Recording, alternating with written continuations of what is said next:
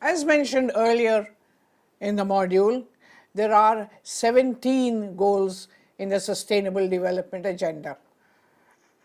In nearly 10 of these 17 goals, the SDGs draw attention to the need to address resilience and sustainability in development.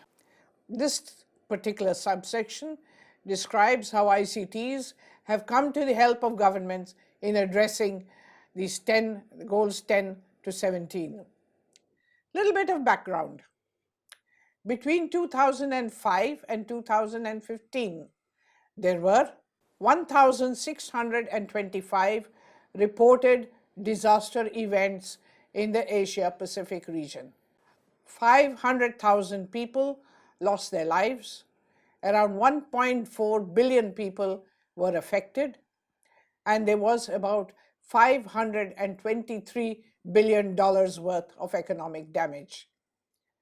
Southeast Asia is part of the earthquake-prone Pacific Ring of Fire and has been the most disaster-prone, while the sub-region with the greatest economic damage has been East and Northeast Asia.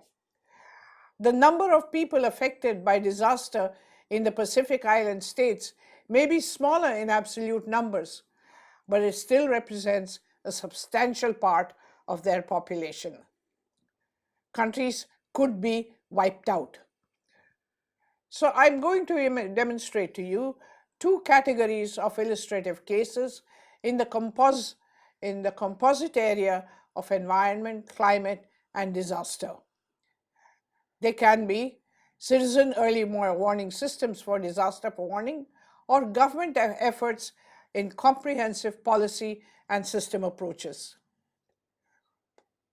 For example, in Nepal, where agriculture is the mainstay of incomes, in the central and southern region, the NGO Practical Action, with donor support, introduced the use of mobile phones for disaster warning. It did this by developing a phone-based early warning system allowing upstream and downstream communities to exchange information on flood signs and occurrences. In Sri Lanka, following the tsunami of 2004, the Disaster and Emergency Warning Network, DOON, is an innovation based on widely available mobile technologies such as SMS and cell broadcast aimed at rendering a cost-effective and reliable mass alert system. The network connects mobile subscribers, police stations, identified religious, social, and community centers, and the general public, and alerts them to a national emergency alarms, connecting them to an alarm center. DOON, which has been proven successful in Sri Lanka, is also available in Mongolia, Philippines, Laos People's Democratic Republic, and Bangladesh. In the South Pacific, the Tikiviki GEOCMS project of the Pacific Islands Applied Geoscience Commission aims to reduce the vulnerability of the Pacific Island countries to the adverse effects of climate change through the development of an integrated planning and management system. In China, digital broadcasting is used for alarm and rescue. Use of digital broadcasting is based on its wide availability, cost, and other factors.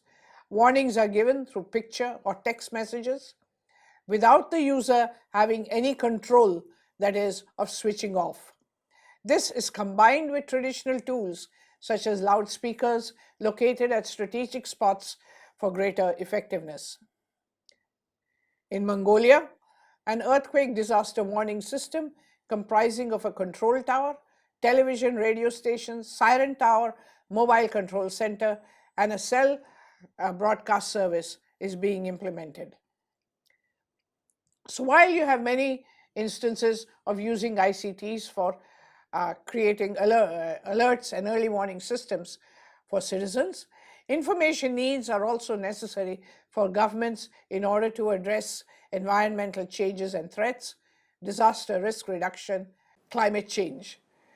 For governments, Such needs include development of national development plans, demographic and spatial patterns, socioeconomic conditions, details about land use patterns, vulnerability assessment, geographic information systems, data, among others.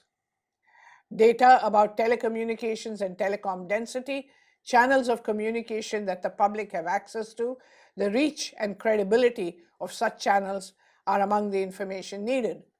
The average citizen also needs timely, location-specific, and useful information. For all of this data from multiple sources, it is big data where opportunities exist with governments to optimally use ICTs for decision support in environment and climate change. Data from these multiple sources can be rapidly analyzed for quick decision making, and a government can combine big data with interactive and two-way communication channels such as mobile telephony and social media to increase coordination among the different sectors, improve the effectiveness and efficiency of action, and prepare future policies. Social media have also been extensively used in the last decade to enable two-way communication between government and the public. In Nepal, since the earthquake of 2015, the government has set up a number of Twitter accounts, including for the Prime Minister's Relief Fund, the National Police, and the National Emergency Operations Centers.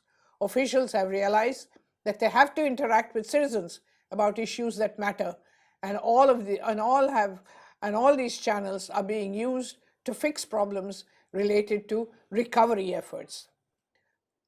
The National Institute of Disaster Management, Pakistan, also has an active Facebook page in order to communicate its external policies.